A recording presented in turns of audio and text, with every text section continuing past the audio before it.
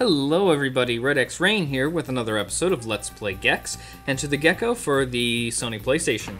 So, we're almost done here in this sort of central hub area. We have a boss fight, which we're going to do in a little bit, but let's go ahead and finish up the levels proper with a whole new theme, too. The Kung Fu Theater theme, Mao Tse Tongue. And again, we have just 2 red remotes to look for here, and so we'll go ahead and just do that. I think on this first run through, Akira to white courtesy phone. Akira to white courtesy phone. I think on this first run through, I'm going to. I love all the little cultural references, by the way, in this one, because I have a big affinity for old kung fu movies, especially Jackie Chan movies. I mean, Jackie Chan is just the best. It's also a really fun level because there's a lot of interaction with the environment here. You can break all the glass and the doors and all that kind of stuff. It's a very fun level for that reason as well. But I think what I'm going to do is I'm not going to go for the collectibles. I'm just going to go for the red remote here. This is going to be one expensive Easter egg hunt. But I know that I'm going to have to go ahead and do backtracking. So I'm at least going to show you where you can pick up collectibles. Whenever you see large vases like those, definitely open them up. They always have collectibles inside. Of course, the enemies are more than worth your time. Check all the wall clingy things here. You got some here. But otherwise, I'm not going to go ahead and, like I said, in this run-through right now, break all those vases. But you can see there's, like, one over there. They're littered all over the place. This level is, in terms of being able to collect the reward remote, it's probably one of the easiest ones. Because of that. Because there's just so many opportunities to break stuff and get rewarded for it. This camera's not working with me here. We do get some repeat enemies in this game. If you remember in the first horror-themed level, what was it called? It wasn't Poltergeist, it was... Gosh, what was it? Smellraiser, I think, was the name of it. The very first horror-themed level. There's like a skull that breathes fire. Well, that enemy is pretty much just here again, just with a just kind of matches the aesthetics of the level. So I'll admit they kind of reuse the same programming a little bit on some enemies, but what can you do? This room, is this the room I'm thinking of? Yeah. It's weird that there's a lot of... Well, I mean, I guess it's not all that weird because it's a Kung Fu themed level. A lot of these, there's a couple of these big, sort of mostly empty rooms where you have to take on a barrage of enemies like this.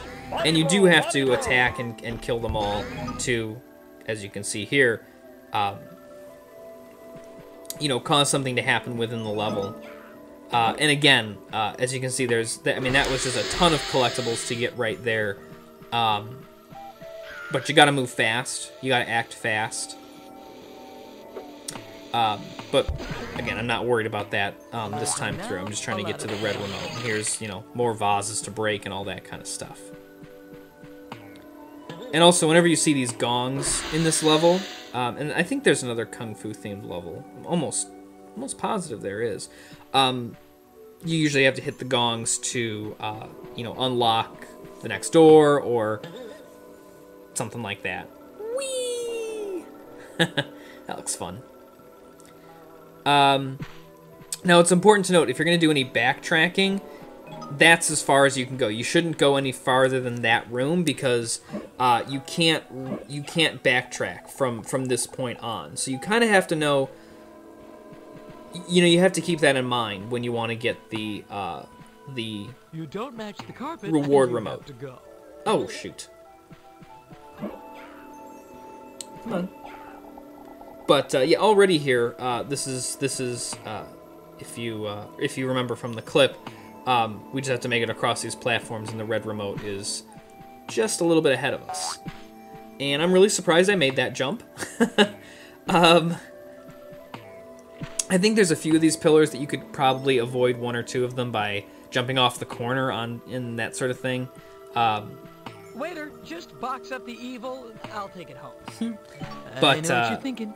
It's tail time. But not worth it to me. I'd rather take my time. All right. So what I'm going to do is I'm going to, real quick, I'm going to go, of course, back into the level, and we're going to do the other red remote. But I'm going to run through those same rooms that I just showed you, but I'm going to cut them out. So we're going to do Defeat the Deadly Dragon. We can see the clip for that for a second if you want.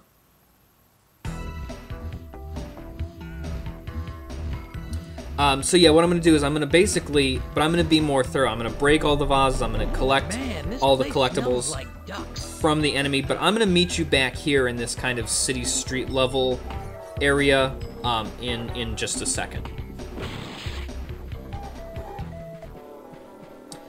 Okay, so we're back, and here we are at the start of the level, right? There's the Drunken Gecko 1 and 2 sign.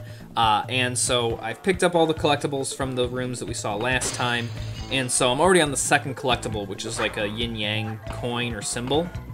I'm at like 20 or something like that into that, so I'm doing good on collectibles here. Okay, there we go, 26. So that's great. I kind of skipped over this guy in a previous room just because I was going for speed, I guess. Yeah, they throw ninja stars. So you got two different types of ninjas.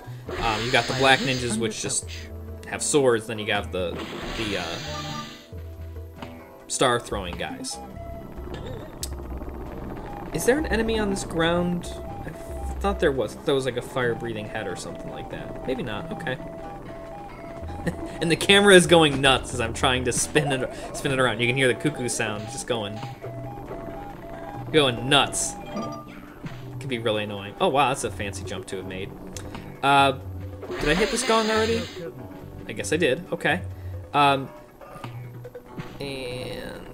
there's something to break over here. Again, this is one of my favorite levels because of all the interaction that you can have.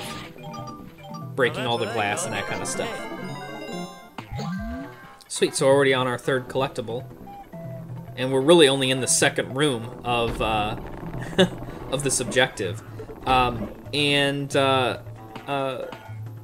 We also have to get to the hidden remote here. So this is kind of a tricky jump to make. What I'm trying to do is get on that reddish-orange sign. Because Gex can make that jump. He can. Let me try approaching it from this way. Sometimes you gotta use the spring jump. I don't know why I can't make it. I think it's because the camera is so far away, it's really hard to like gauge the jump. Oh, come on. There we go. So you can jump up here, and that is supposed to allow you to land on this awning. There we go. You just gotta kind of like push to the corner, and there's our hidden remote. Very cleverly hidden, again. Perhaps more cleverly hidden than the previous horror-themed level. But things are getting a little tricky here with the hidden remotes. They live up to their name of being hidden. Okay, so there's this type of enemy, which is kind of tricky. Sort of similar to the Chucky dolls in the horror-themed levels. First, you have to aim for the head, knock his head off, and then you have to hit like the electric blue space where his head used to be. Not all that difficult, but something that does kind of drive me nuts about them is for the amount of effort that you have to put in to... Oh, shoot. I don't even know why I tried to jump that. I didn't have to jump it. But yeah, those like samurai armor guys, they really, for the amount of effort that you have to put into, you know, first knock the head off. Okay, now go back and hit where the head used to be. Not a lot of payoff. He just gives you 3 collectibles. At least the Chucky doll-like things in the horror-themed levels, they give you like 8 or 10. You know, that's worth it to me. You also have to be careful sometimes in this level because there's so many like like staggered awnings and that kind of thing, that sometimes the collectibles will fall off the side, or they just disappear if they're by doors. Like there, for example, something about when the door interacts with the collectible, it just disappears. So you sometimes have to be very selective and almost account for where the enemy is going to die, the ninjas, so that they don't disappear into the wall or fall off the side and that kind of thing. But again, there's a lot of enemies and places to get collectibles here anyway, so you can miss a couple and not... Lolly, lolly, lolly, get your adverbs here. I don't know what that has to do. That cultural reference from... yeah, okay. What that cultural reference from... what's that called? Schoolhouse Rock. What that has to do with Kung Fu Theater. I love lolly, lolly, lolly, get your adverbs here. But it doesn't really apply.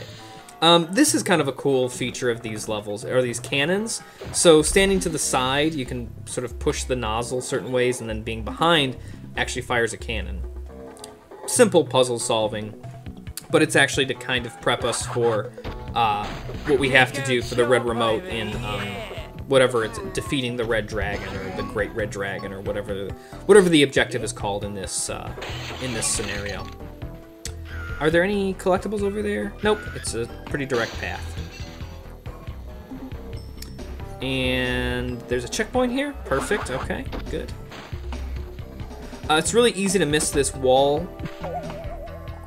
Don't try and jump over awning to awning. The Great Wall ain't so great. I like that. Lizards suck. No, they do not. I love lizards. I actually remember I was so obsessed with this game when I was a kid that it actually made me want to get a pet gecko. And I did, although I didn't get the type of gecko that Gex is. I think Gex is like a Hawaiian... oh, God, I hate scorpions. Love lizards, I hate scorpions.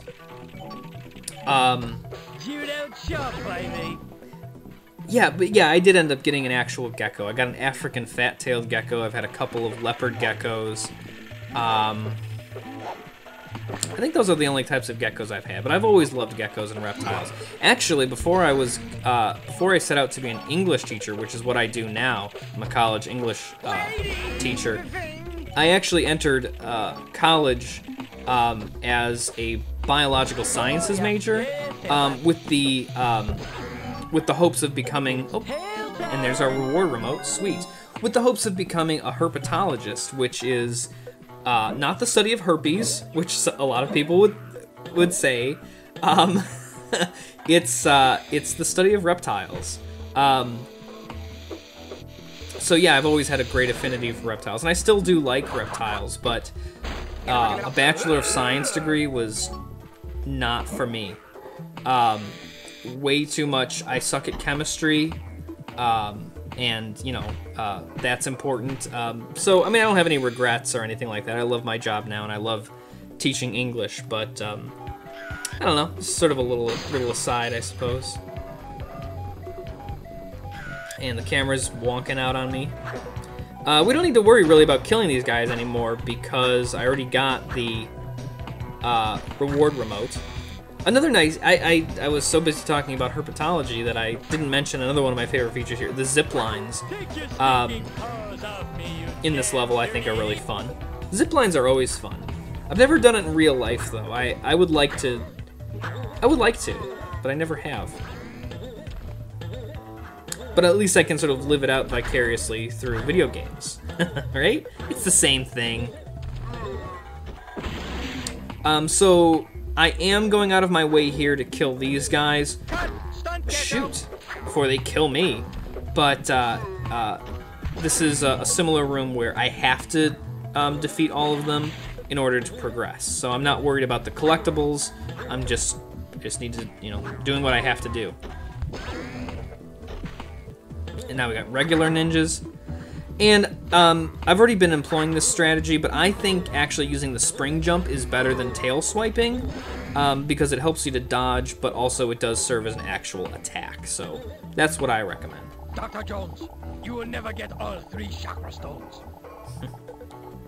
And so it's a little disorienting here, but we're trying to get up top, and oh shoot, there's oh god, I thought I was gonna die right there. I wanted to get this fly though. So this is a return to the cannon system, and all you gotta do is just keep firing away and chipping away at pieces of this dragon. It's really not too tricky. As long as you stay on the carpeted area, the fire shouldn't hit you. If you still want to be a little bit more cautious, you can just wait for him to come around. Oh, and there I do. I got burned. Because I wandered off the carpet. You know, you can take this... You know, you can just keep the cannon in one spot and wait for the dragon to circle around in front of you.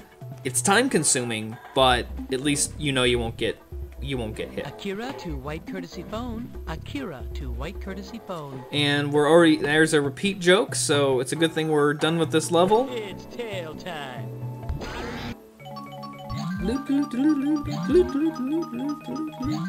All right, and that's another level 100%ed, and yeah, we made pretty efficient time on that, I think, once I trim out the backtracking.